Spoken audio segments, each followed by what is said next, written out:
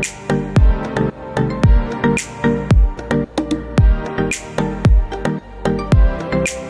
right, how's it going, guys? It is now, what time is it? It is a little after 3:30 in the afternoon. We got to see, or rather, you got to see some Mandalorian footage. I did. Because I was lazy and decided, you know what, it's just an overflow room. I can see the stream in my hotel room. I'm already tired from Steele's party last night. No, it's fine. I'll just stay in the hotel and watch it. There. Yeah. That was a bit of a curveball, huh, buddy? Yeah, it is what it is. Just before we start talking about the Mandalorian, I'm just going to gripe a tiny bit. I don't understand, why would you stop, or why would you only show 7,000 people something? Like, if you're going to show someone, like if you're going to show members of the public, why wouldn't you show it to all of the members of the public? I don't know. You know, it's not unprecedented for them to do something like this. With Rogue One, they did that too, didn't they? Right. They had that weird TIE Fighter teaser with Obi-Wan's voiceover that they did for Rogue One, and then Celebration London with Rogue One. They had a teaser that they didn't show outside of that, and I don't know. People were so upset about that last time. I'm surprised they did it again. And they did it again with... So, Al, you were watching at your hotel. Yeah. Did you see the behind-the-scenes part? Nope. Did you see the scene? Nope. Did you see the trailer? Nope. Wow, that sucks. Yeah. No, they just shut down the stream and went to Star Wars Still Alive. As soon as they were like, okay, goodbye to the live audience, that was it for that. And... they didn't show us anything for that 3.5 minute behind the scenes reel, which for what it's worth, I will freely admit, I've already downloaded a bootleg of that. Okay. That was uploaded to YouTube. So when it gets taken down, I can still watch it later. So, I kind of wonder if,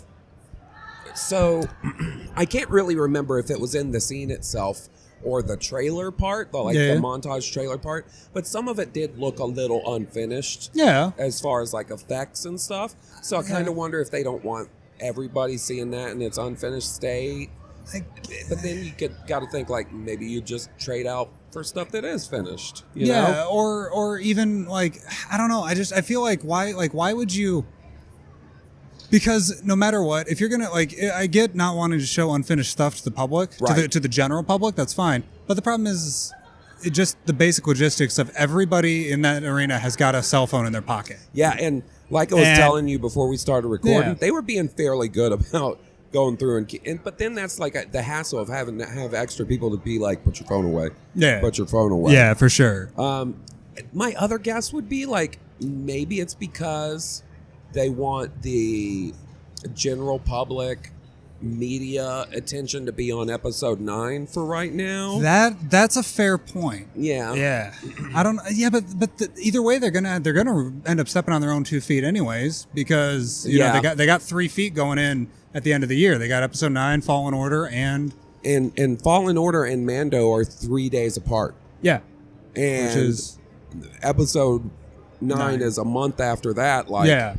There is so much stuff coming. I was telling my buddy Aaron Boyd and King Tom tried out that I think this is the biggest celebration for reveals and news that I can remember in recent history. You know, the first look at the first live action TV show, episode 9 panel, video game panel, whatever's about to go on at the Clone Wars panel. There's been a lot, and something is going to get lost in the shuffle regardless. So, I don't know. I just wonder if maybe they're trying to...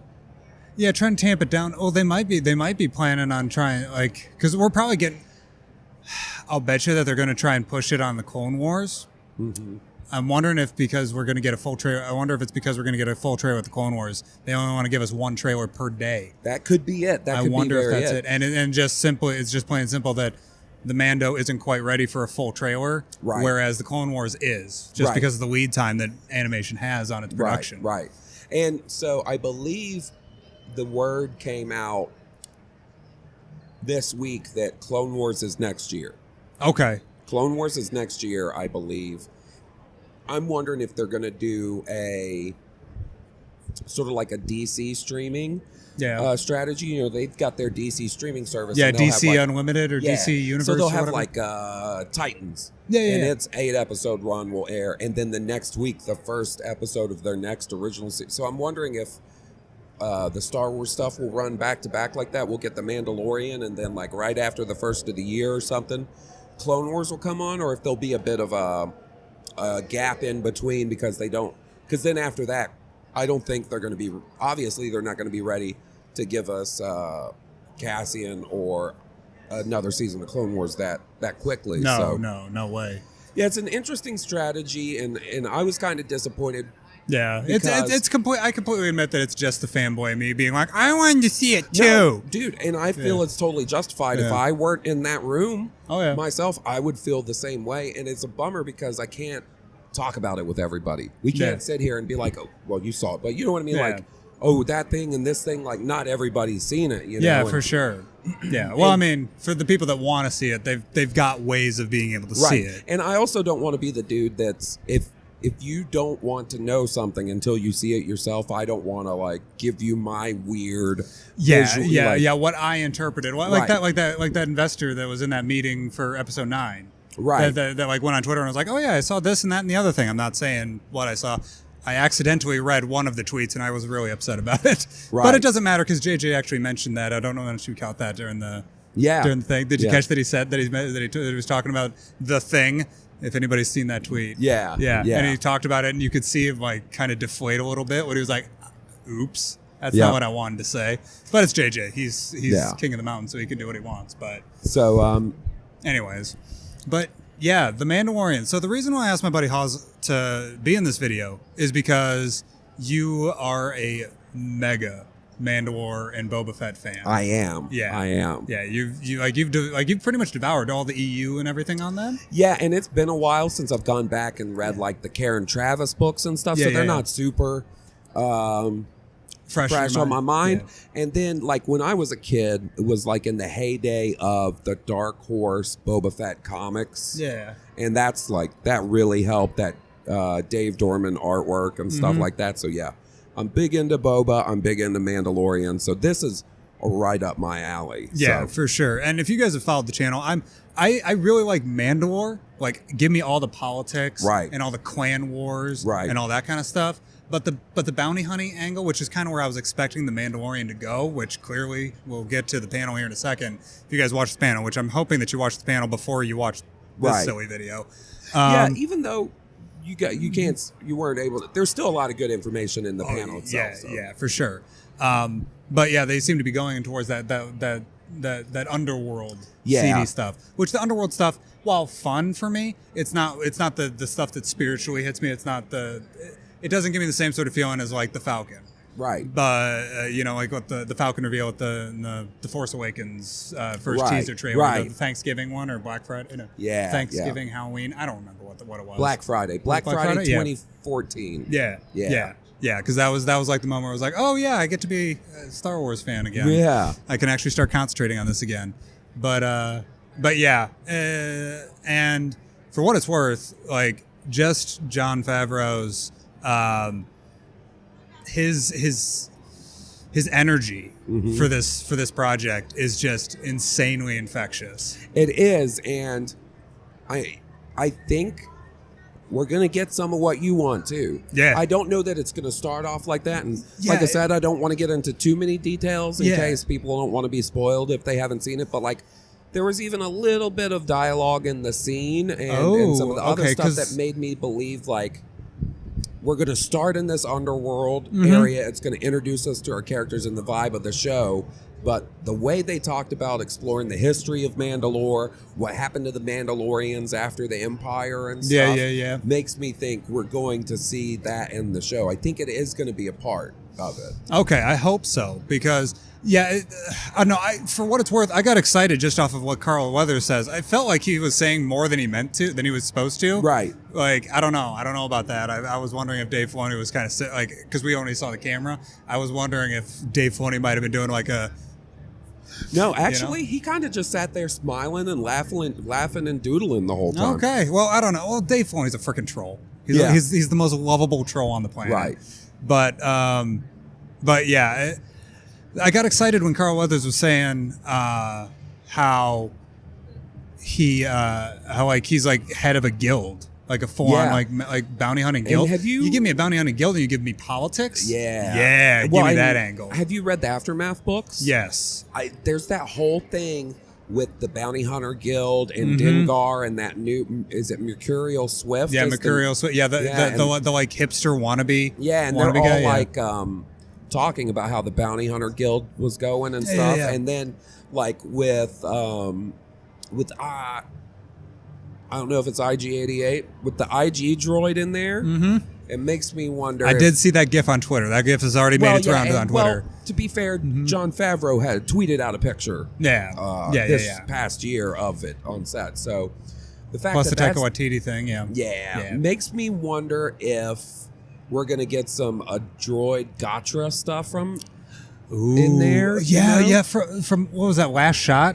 Last Shot. And also there's that Scum and Villainy book that Pablo Hidalgo worked on. Okay, yeah. And there's a lot I think of I've got that on a bookshelf. Yeah, there's a lot of stuff in IG-88's section and Forlom's section about the droid Gatra. So, and they said they were pulling from EU stuff, Legend stuff, from everything. Yeah, and I mean, you also look at the IG-88 Legend story of how because there was like 4 IG-88s and like they were like trying to steal the Death Star 2 in order to... I don't think they're going to do that. Yeah, I hope they do. Yeah, I don't think they're going to go that way. That was the laugh that we heard at the end of episode 9. At the end was of IG-88? Yeah, that was IG-88. Oh. Yeah, he just has the voice of the Emperor. How has no one... I have not heard that well, yet. Remember, this is YouTube. This isn't podcasting, Hawes. So I have to put something sensational in the title in order to get any traction. Oh, okay. Here's... all right, you guys ready? Dave Filoni and Jon Favreau ruin Star Wars Celebration, frowny emoji. Yes. Hashtag farting menace. I don't know, man. I'm not good at that part. I just want to talk about Star Wars. Yeah, exactly. Same here. That's why I'm sitting at 700 subscribers. But anyways, I mean, we won't go too deep into the footage that they gave us, but I feel like, for what it's worth, I mean, they did show us the model thing. The Very model cool. stuff. Oh my god! Like, because I've got a mega. I'll freely admit this, and I usually try and be kind of family friendly ish, but I absolutely adore. There, I managed to make it family friendly. I absolutely adore the LAAT. I love gunships. I'm super hyped up on gunships and especially dropships. Yeah, like you got the First Order dropship in The Force Awakens. You got the U-wing in Rogue One. You got the LAAT from the Clone Wars, and I've always had a love affair of those types of ships, and seeing that similar space frame with the 2 like massive like huge like drag racer looking engines. Yeah, so that looked like to me like when I saw it, I was like, oh, that's a Clone Wars era gunship. Yeah, with at least the body of it, the fuselage and then of it. like the giant engines put on it. I guess. Yeah. Were those space worthy? Or were they like there's a bit. Well, technically, LAAT stands for Low Altitude Assault Transport, but there's like 1.5 billion different variations of it. Like there's the ones with the missile pods, and the ones with the beam turrets, and ones ones that can go in space, and ones that can't go in space, and ones that have, and then there's ones that have the ball turrets in the wings instead of on the sides, and then there's ones that don't have either ball turrets. Right. There's 1.5 billion different little variations because the Clone Wars animators just really like making models of LAATs, I think. I don't know. Razor Crest. Yes. That was in the panel, right? Yeah, the name of the ship? Yeah. The Razor Crest. Yeah. Love that. I think that's a cool sounding name for his ship. Man, there's so much in that footage. I know. And like with my podcast, I have to go and look and like figure out what our spoiler policy on that is going to be. Yeah, for sure. Because until it's officially released from Lucasfilm. Right. I don't want to just be constantly talking about it on the show. And then it's hard if you're talking about the show before people have seen that stuff and you got to be real careful about what you reference and stuff. Yeah, for sure. Yeah, I don't know. Maybe, I mean, you could just do like 2 separate episodes where you talk about everything but the footage and then really say, okay, just so you guys know, later on today I'm going to release this thing, Right. which is like 15, 20 minutes, however long it is. Right. For you and the co. We could definitely do that. And sometimes we also do like a section at the very end of the show. Yeah. In the rare instance that we even talk about spoilers. Yeah. I'm not, we don't really get into them much, but every now and then, like if it's not something huge, we will. I'll say this, the footage to me, without really giving anything away, I got a Rogue One vibe from it. Something, I don't know if it was the lighting, the set design, I can't pick it out, but something about that footage reminded me of Rogue One. Yeah, for sure. Something about the look of it. Yeah, I don't know, man. For what it's worth, like I've already been very vocal about this on my channel, that Rogue One, just for me, the story just didn't click. I just didn't. But the Disney movies, yeah. I think it's my least favorite. Yeah, that's fair. But at the end of the day, I will freely admit that Rogue One, at least to me, is the best shot film. I could see agreeing that it's tough between that and Last Jedi. Yeah, okay, The Last Jedi has there's like 5 shots in The Last Jedi that are masterpieces. Perfection. But throughout the entirety of the film, if you take the entire film as one whole entity, I feel like Rogue One's shot better. Like, I could see that. Yeah, like I will trade all of Rogue One for for Luke walking through the flaming hole. Yeah. And, man. But with that being said, but just to circle back to the Mandalorian, I feel like I'm really excited for us to get that type of thing out of it. To get that type of feel out of it. From the minute that Disney bought Star Wars, I realized there was a very high possibility we could get live action Star Wars going. And I can't remember the exact time frame. I think that was still before Agents of S.H.I.E.L.D. had come out, or maybe right after. And I was like, that could be awesome, but how do you do Star Wars in television and still make it feel like Star Wars? And from what I saw, it felt like Star Wars. Yeah, I mean, yeah, exactly. That's just testament. I mean, you look at Jeddah, the in-city shots of Jeddah, right? That felt very TV-ish to me. Like that felt like it could be done on a TV budget. Yeah, and then they spent everything else on the last third act. Right, and and I don't mean that as an insult at all. There's definitely, I think you'll definitely be able to tell that this isn't to the extreme of like a saga film or something, but the footage we saw, the trailer, the behind the scenes stuff, I saw nothing to make me feel like felt like anything would be like presented cheaply or low, lesser than the bigger stuff. So like, I'm pretty happy with that. That's one of my biggest fears sort of taken care of right there. Yeah, exactly. For that, man. Yeah, I'm for what it's worth, I was like, yeah, okay, I'll watch it. Yeah, I'll pay for Disney Plus because it's got Star Wars on the tin. I'll buy it. Yeah. But now after seeing that panel, especially seeing how involved Dave Filoni is, like he didn't just write an episode and direct an episode and call it a day. No, he worked with Jon Favreau. He worked with Jon Favreau, and I'll be freely admit that my one weakness as a Star Wars fan, my one weakness, and it sounds so pretentious and shitty, but my one thing that I do freely admit that I do need to work on is I'm still kind of anti-OT purist, which is kind of like I get frustrated. Somebody just scored the winning goal at the Stanley Cup. Yeah, you guys can see in the background that escalator's not moving, and it does that the whole time. Yeah, it does that the whole time. There we go. It got reset. That kid's back on the escalator. Oh man, Jane Silent Bob reboot.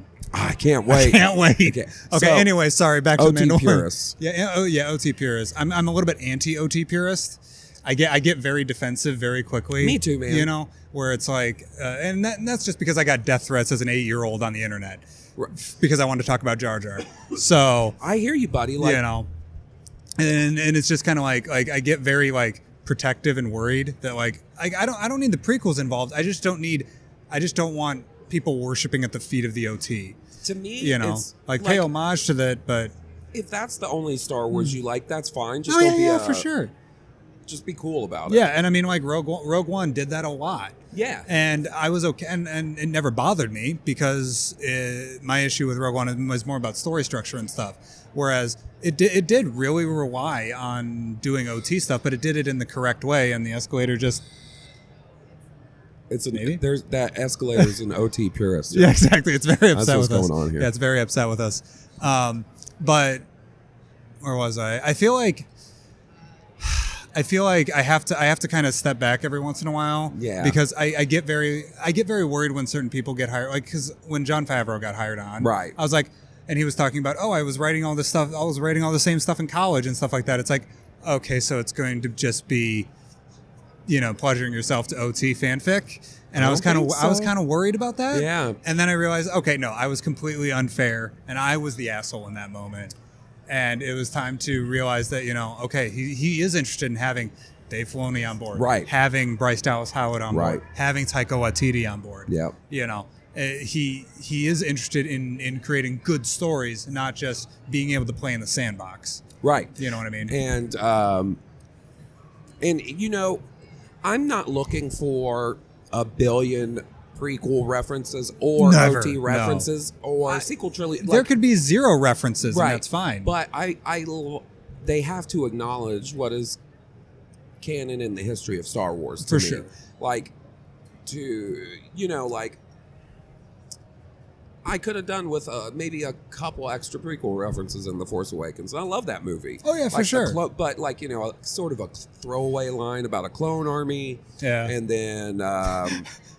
One of my favorite jokes is something I can't remember who it was. Katie Horn, I think, of the Wampazoyer podcast, tweeted this out, and she was live tweeting The Force Awakens, and she tweeted out the picture of Hux and Kylo, when he says that about clone army whatever, and she says, if you listen very closely, you can hear J.J. Abrams in the background screaming about his ruined childhood. I don't think so. But no, I don't think so either. But it was still amusing. But I think some people get a little, and I do it too. We tend to get a little oversensitive. Like, I don't think J.J. Abrams hates the prequels. No. Clearly, Rian Johnson does not. I've never heard him say anything. Well, I mean, there's something in The Director and the Jedi, or in an interview somewhere, I don't remember where, but Rian Johnson just had him on his iPad running all the time. Yeah. Just because he knows knows himself in the history. And like I said, I like Rogue One. I like Solo. And had Solo done better, I would hope that eventually we would get a movie set in the time period of the prequels, like a side movie. And that would be really cool. And I hope we do get to that sometime soon. And I'm hoping, once episode 9 comes out, I'm hoping the chains are off a little bit there with what they can explore and stuff. Yeah, for sure. So then we'll start getting stuff in between episodes, like The Mandalorian. We'll get more stuff like that in between episodes 6 and 7 and during the prequel era and all that stuff. I want them to dig into that. Yeah, go hog wild. Go back and tell us whatever, like that one episode of Rebels that talked about the Mandalorian v Jedi War. Yeah. Because I'm a Jedi guy. Like that's just my jam. Me too, man. Yeah, I fucking love the Jedi in general, and the idea of getting to see Mandalorians v Jedi in a medieval-y sense. Yeah. Like, especially if you talk about the fact that maybe actual solid energy blade sabers weren't super common, and so they were still using force infused metals and stuff. Yeah. Well, I can't talk about it. There's something with metals in the fucking. Sorry. Oh, I've already said the F word once. My bad. I'll put a still up saying, sorry. Or just put one of those big block. Do you have any idea how much editing that is? Oh, really? Yeah, that's that. Oh. Yeah, that.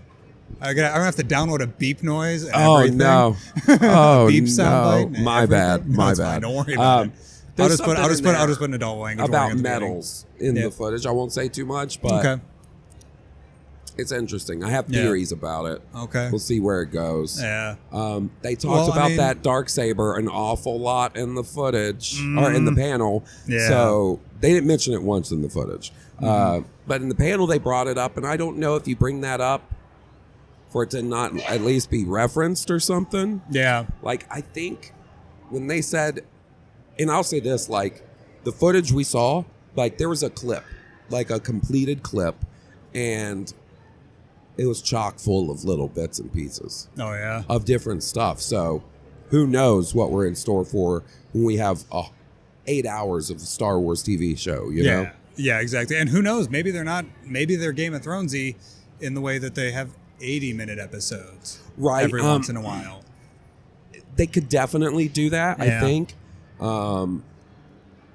got $100 million to play with. They do, and it was. I guess if this is, and they did run out of budget for stormtroopers. So yeah, and had the 501st, and like, I guess it's sort of known that like I guess they were originally going to do 10 episodes. Yeah, and then they just realized that they were trying to drag it too much. Yeah, and whatever like, story arc is. Like tighten it up. 8 episodes, and I think they had the same budget, so I think it's going to shake out for the best. And that's the thing, like my problem with some of the Marvel Netflix shows is they always seem like maybe 2 or 3 episodes too long. Yeah. So like I'm totally down for like a focused, tight story like that. Yeah, for sure. Yeah, exactly. That's definitely something they're gonna have to balance properly. Like, yes, utilize the extra screen time that you get, right? But don't overexploit it just to try and stretch it even further. You know? Yeah, what I mean? and you know, I think we will see a lot of like character moments, quieter moments. Like you're not looking at like 8 episodes of breakneck, The Force Awakens speed and cutting. You know, no, like. I still get whiplash from watching Force Awakens. It'll give them the time to slow down and have some nice moments like that. And, I am really looking forward to that. Yeah, for sure. Well, I think that we're getting on to almost half an hour sitting here talking. So I really do appreciate it. I could Thanks talk for to you. having me on. Yeah, I could talk to you for another 4 or 5 hours. But I think it's time to get going, get some food into both of us. Okay. So, well, this is Hawes. You can find him at Blue Harvest Pod. Yep, at Blue Harvest Pod on Twitter. Every Saturday on Blue Harvest. It's on iTunes, Spotify, Google Play, SoundCloud. I don't know whether we're on SoundCloud. I don't know. Podbean. Whatever. It's TuneIn. I've been putting this hit it into the Google machine, you'll find it. Yeah, and also I'm part of another Star Wars podcast, Rogue One. That's one with a W. And that comes out every Thursday. It's with my buddy Johnny and Mike. Yes. And Johnny is he's a character. He's Johnny. You should have seen him at Steele's show last night. Oh, I think it won't be long before they can tune into that on YouTube. And oh, yes. So talk about some heavy editing that may need to be done. So yeah, that's going to get buried by the algorithm. Yeah. That's going to get real buried by the algorithm. Mature warning. Mature, what do they call that? Viewer gate or whatever? Like, what is that called? Age gate? Age gate. Yeah, age It's going to be age gated. Yeah. Oh, well. But anyways, I really do appreciate it, bud. Thanks for having me on, man. Thank you. And catch you guys later.